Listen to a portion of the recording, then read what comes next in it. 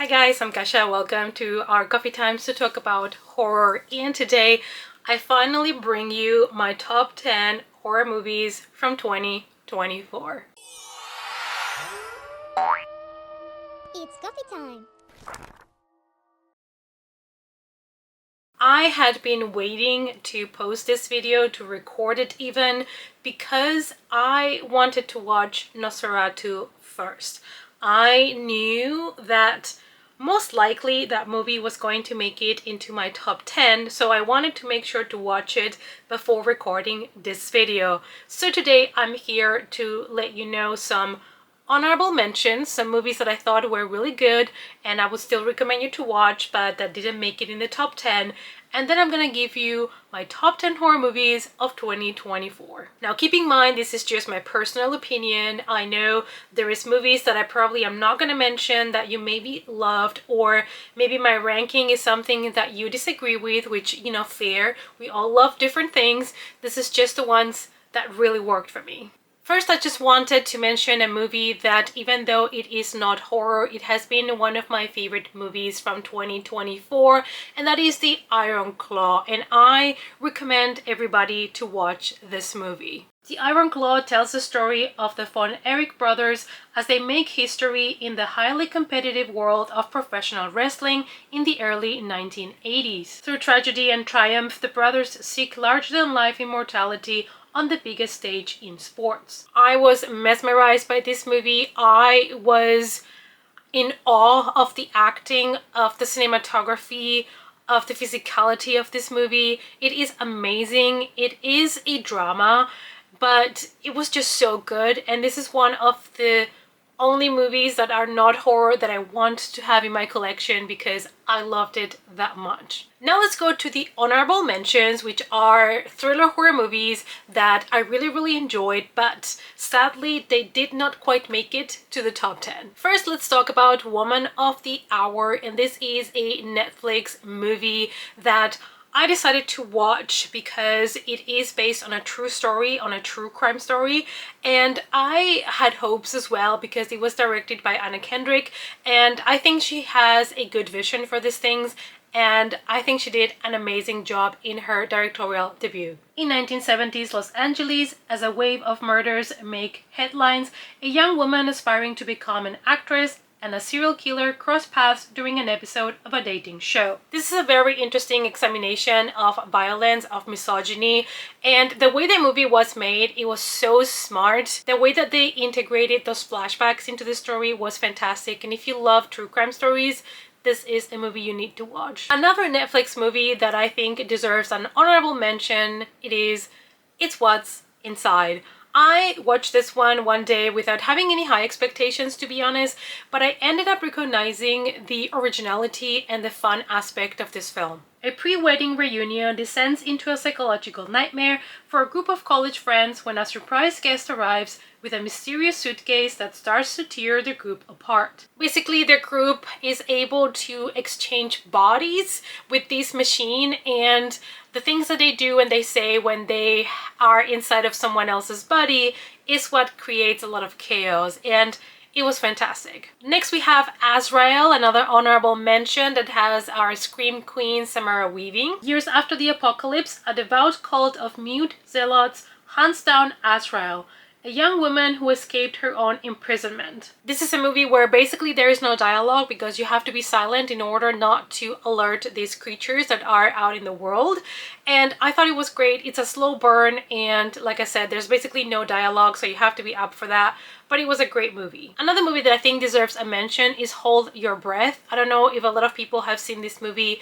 This is another one where it is a very slow burn and a very specific period piece that might not work for everybody, but I thought it was a very interesting story to tell. In 1930s Oklahoma, amid the region's horrific dust storms, a woman is convinced that a sinister presence is threatening her family. This is a great example of quiet horror in a character-driven story, so if you're up for that, check it out. Next we have Arcadian, and I think this movie deserves a lot more love than the love that it got, and this is a movie featuring Nicolas Cage, and I thought this was such a good approach to a post-apocalyptic movie, and I was surprised that not a lot more people were talking about it. In the near future, on a decimated Earth, Paul and his twin sons face terror at night when ferocious creatures awaken.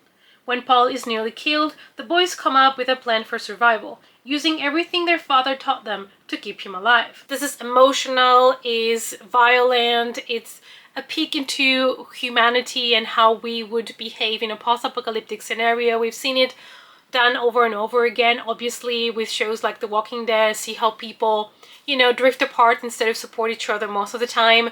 But this was such a good story, and I encourage you to watch it if you haven't yet. Another one that I wanted to mention is In a Violent Nature. And I know this one is not going to be for everybody because this movie is another slow burn. I think there's a lot of slow burn movies that didn't make it to my top 10, but this one is very gory, very extreme, very violent. The gore is kind of Terrifier level a lot of the time, so just keep that in mind if you want to watch this one. But what I really loved about this movie is that it is shot from the perspective of the killer, so you're basically following him around while he is doing, you know, his thing. When a group of teens takes a locket from a collapsed fire tower in the woods, they unwillingly resurrect the rotting corpse of Johnny, a vengeful spirit spurred on by a horrific 60-year-old crime. The undead killer soon embarks on a bloody rampage to retrieve the stolen locket, methodically slaughtering anyone who gets in his way. A movie that I had the pleasure to watch early before anybody was talking about it is Oddity. I watched this one at the beginning of the year, I think February 2024, and I watched it at a fantasy film festival, so before it really landed on cinemas, and I thought this movie was great. It was creepy, it was kooky, it was different, but sadly didn't make it to my top 10 because it was not a favorite. After the brutal murder of her twin sister, Darcy goes after those responsible by using haunted items as her tools for revenge. I think it's a very elegant and spooky ghost story. It's definitely unsettling, but this is another one that it's slow. It's a slow burning movie, but I do understand the whole praise for this movie, and I know it made a lot of other people's top 10, but it didn't quite make it to mine. Now we go to a movie that is not so elegant and aesthetic, but it's more about the fun and the blood, and that is Abigail. I kind of knew going into this movie that I was gonna have a good time because after watching Ready or Not, the other project from the directors, I kind of knew that I was in for a treat. And this was such a fun take on the vampire myth, and I know this movie was predictable and sometimes it might have been even silly, but it was such a good time. A group of wannabe criminals kidnaps the 12-year-old daughter of a powerful underworld figure. Holding her for ransom in an isolated mansion, their plan starts to unravel when they discover their young captive is actually a bloodthirsty vampire. I think what really elevated this movie for me was the, you know, locked location and the characters, the way that we got introduced to them, the way that you suspected everybody and anybody, and it was fantastic. Good times. Another movie that I wanted to mention that I know not so many people have mentioned or seen is Stop Motion. Now, this movie is weird, but this movie was so unique and intense, and the way that it went back to a craft like stop motion, you know, like the way they used to do movies like Nightmare Before Christmas, and turned it into this horrific, horrendous, gory horror movie was excellent. A talented stop-motion animator becomes consumed by the grotesque world of her horrifying creations with deadly results. Stop-motion talks about the conflict between art and the artist. And we go from another serious movie to another fun one. We have Low Lives.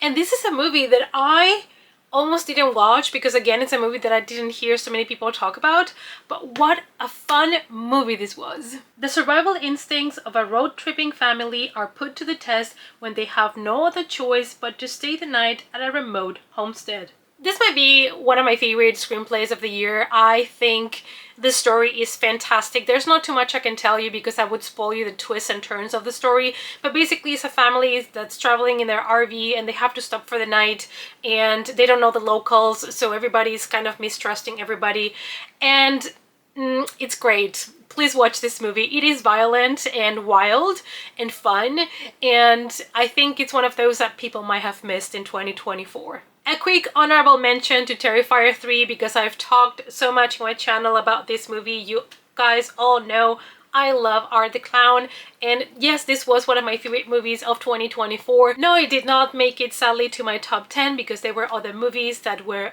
above it when I stopped to think about it, but I was really tempted to put it because I watched this movie twice in the cinema, like in a week when it came out, because I was really excited. And it's very gory. You guys know what Terrifier is about. I don't think I need to go into detail on this movie. I've made also a video about the whole franchise and all of that. So yeah, if you haven't watched it yet, please do so. And last but not least, we have a movie that I was surprised I ended up enjoying this much, and that is Your Monster. I watched this movie relatively late this year. I think it was already November, and I didn't expect the movie to be the way that it was. I don't know what I was expecting. I think I was expecting something similar to Lisa Frankenstein, which I enjoyed, but it was not exactly a favorite of mine. But when I watched Your Monster, something about the acting, the story, the interesting take on almost like Beauty and the Beast, I don't know, it was just such a good mix, and it was so much more violent than I had anticipated. A soft-spoken actress finds her voice again when she meets a terrifying but weirdly charming monster that lives in her closet. Basically, Melissa Barrera plays a character that has to almost take a time off from stage, and she's struggling. She goes back to her childhood home to just, you know, cry about it and be miserable by herself. But then she finds a monster in her closet, and their relationship was fantastic. It was like the first time that Beauty and the Beast meet kind of thing. And the way that it started to escalate into a horror movie, I thought it was fantastic. In total, in 2024, I watched 75 new releases. So I watched 75 horror movies that came out in 2024. So I did quite all right.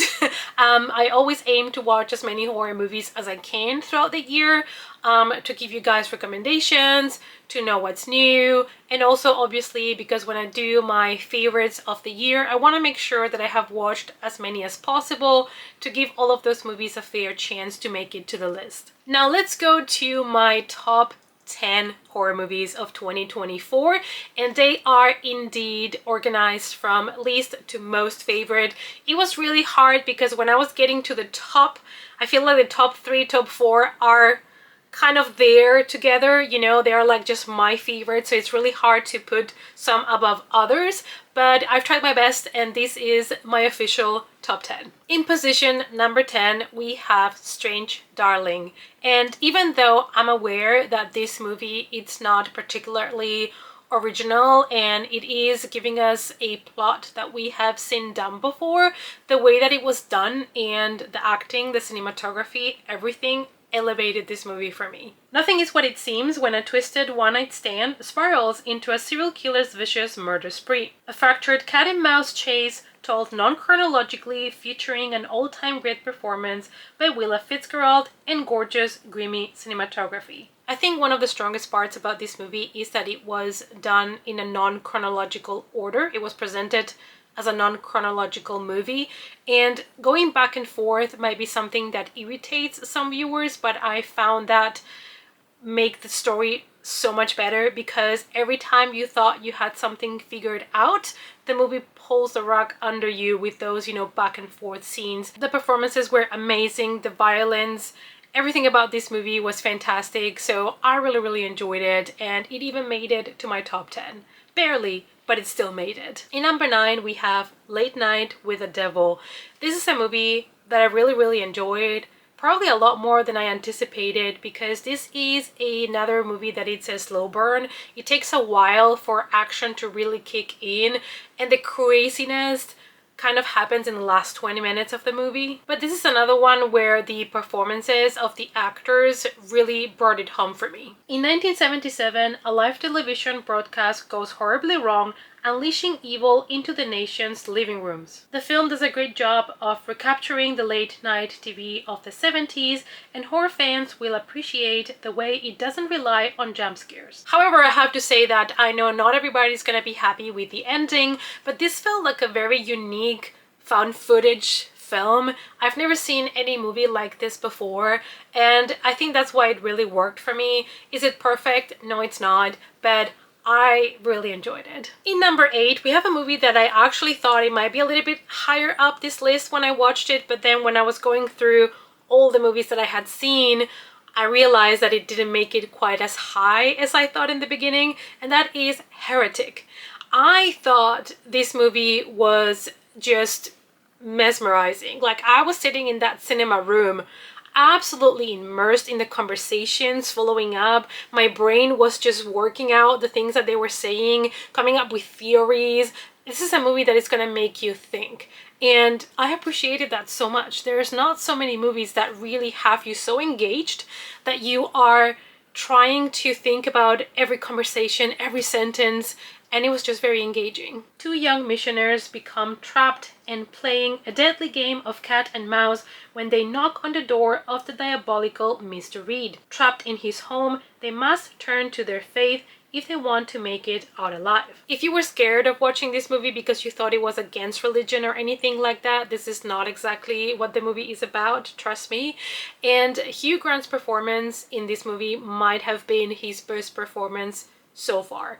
This has been his movie. It's also a movie that is trying to get you unsettled and terrified based on conversations and talk and being intelligent about it, instead of just using cheap thrills. I think it was a very bold movie. It was a bold choice to make. It might have been a misfire, you know, but I think that it worked so well in their favor. Also, the fact that they are trapped in this house made it all the more claustrophobic for me, and I did enjoy the ending, even though this is another one that I guess the ending might be a hit or a miss for a lot of people. In number 7, we have Alien Romulus, and that is because this has been such a good Alien comeback. This has been probably one of the most horror alien movies that you have seen, and it is definitely better than the 2 prequels that we got. There, I said it.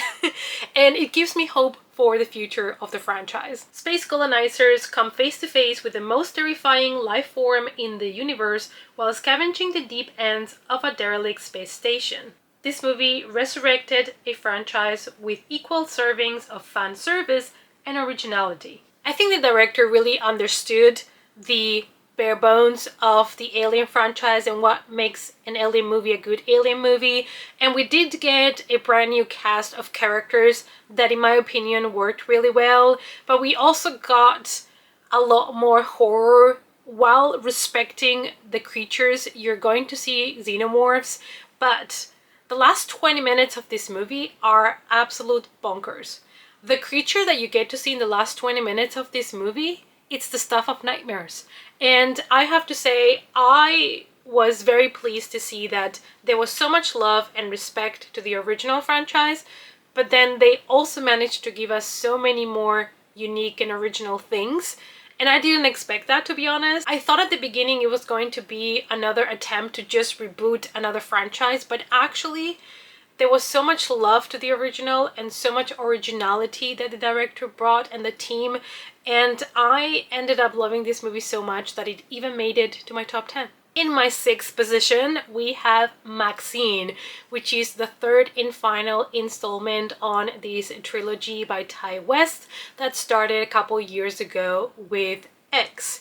And even though Maxine is not as strong as X and Pearl, I think this movie pushed a lot of boundaries and delivered a fantastic slasher. In 1980s Hollywood, adult film star and aspiring actress Maxine Minx finally gets her big break. However, as a mysterious killer stalks the starlets of Los Angeles, a trail of blood threatens to reveal her sinister past. You know, if there's something that Mia Goth has proven to do really good, is a woman that is determined to get what she wants, and she's not afraid to do anything and kill anybody that is on her way to achieve that.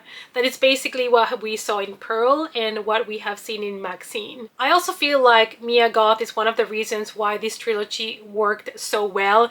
And not only was she an actress, she also was a co-producer of these films and even a co-writer, I believe, on Maxine as well. A lot of new horror movies are afraid to push the boundaries sometimes or talk about topics that are sensitive or considered, you know, like taboo. And I love that Maxine just went there and no cares. And they were not worried of making it exploitative, because it wasn't. But I love how they exposed a lot of things that other movies and other modern horror movies are too scared to talk about. We have made it halfway through the list, so we are now in my top 5. And in number 5 we have Nosferatu. In the 1830s, estate agent Thomas Hutter decides to take a very special assignment. He's really excited about this job because he wants to get a better position in the company, and he agrees to go and visit Count Orlok. Count Orlok wants to buy a property, but he's not going to sign any documents unless they are being brought to him to Transylvania. On the other hand, we follow Hutter's wife Ellen as she is plagued by nightmares that connect her with Count Orlok. She just doesn't know it yet. This is focused on the perspective of Ellen, and at times it almost felt like a demonic possession movie. It's a story about love and obsession, but it's also a movie that is going to take you back to the 19th century. It really feels like it was filmed back in the day. The style of Robert Eggers, you know, the way that he can craft period pieces, it's just unmatched, and the aesthetics, the pacing, everything worked really well. This is one of the best Gothic movies in the last decade, but it's a very slow burn movie. It's very slow. Sometimes it gets a little bit, how to say, campy even, and I know it might not appeal to all types of viewers, especially if you're expecting your typical vampire movie, maybe like Bram Stoker's Dracula. This is not it. But this is definitely a movie that deserved to be on my top 10. In number 4, we have The First Omen. Who would have thought that a sequel to a franchise would make it into my top 10? You guys know I'm not a huge fan of reboots, remakes, you know, sequels, prequels of old franchises especially. And I was not ready for this movie when I went to watch it. I thought it was going to be a flop, and I left the cinema absolutely shocked. A woman starts to question her own faith when she uncovers a terrifying conspiracy that is trying to birth evil incarnate in Rome. This movie is complex and filled with fright, and it confronts the horror of trusting in those who claim to love you. This movie was creepy. Like, it was creepy. I was watching the movie and I was having this feeling of dread, this unsettling feeling when things were slowly happening on screen, and I was terrified. I was like, this movie is taking me back to actually being scared of a movie. This is potentially one of the best prequels, sequels, reboots ever made. I know that twists and turns in the story are not shocking because we all know the story of Damien and how he came to be, because obviously this is his origin story, and we know this is what happens right before The Omen, and so you kind of expect when it comes to plot what's going to happen and how the movie is supposed to end, obviously with the birth of Damien. But the journey there and the body horror in this movie, it was fantastic. Honestly, if you have not seen this movie yet and you have not been convinced yet by other people, trust me, this movie is worth your time. We're climbing up to number 3 and we have Love Lies Bleeding. I knew the moment I watched this movie that it was going to be one of my favorites of the year. I loved Saint Maud, which is the debut film by the director Rose Glass, and when she was coming up with a new movie and I saw the trailer and I heard what it was about, I'm like, this is so different, because Saint Maud is very elegant, moody horror, very slow, and then you have Love Lies Bleeding, which is basically a crime noir with a lesbian couple in the middle of this action-packed film, and I was like, this is so different for her, also full of color and vibrant, and I love this movie. And Katie O'Brien, she dominated that screen. I fell in love with her so hard. Lou is a reclusive gym manager who falls hard for Jackie, an ambitious bodybuilder who's heading to Las Vegas to pursue her dream. Their love soon leads to violence as they get pulled deep into the web of Lou's criminal family. This movie is very stylish, it's very unpredictable at times. It's a movie that, when it comes to the ending, it takes a risk. It takes a really big risk, and I understand why the last 20 minutes of the movie might not be for everybody. They might not work for everybody. It's also very different from Saint Maud, and it worked for me. I was there for all the craziness and all the batshit crazy stuff that happened at the end. But this is so good, you guys. This movie is so good. This is just one of the best revenge stories that I have ever seen. And I am confident that any other movie that Rose Glass makes, I'm gonna love, because now I've watched 2 movies from her, both very different movies, but they both have been amazing. And now we have the top 2, and it was really hard to decide who was gonna take the first spot. But in number 2, we have Longlegs. This movie, Oz Perkins really brought it home for me with this one, because if there's something that I really love is crime stories about serial killers, and this movie took that typical detective investigation in serial killer, and Oz Perkins approached these tropes from these movies in such a wild and unique way, and it worked for me. FBI agent Lee Harker is assigned to an unsolved serial killer case that takes an unexpected turn, revealing evidence of the occult. Harker discovers a personal connection to the killer and must stop him before he strikes again. When I finished watching this movie and I went home and I was in bed, I was still creeped out about it. I was still thinking about it. I was obsessed about it. I couldn't take the images out of my head, and I think there were subliminal messages in this movie, because when it starts with like red and black and text and images, and I was like, oh boy.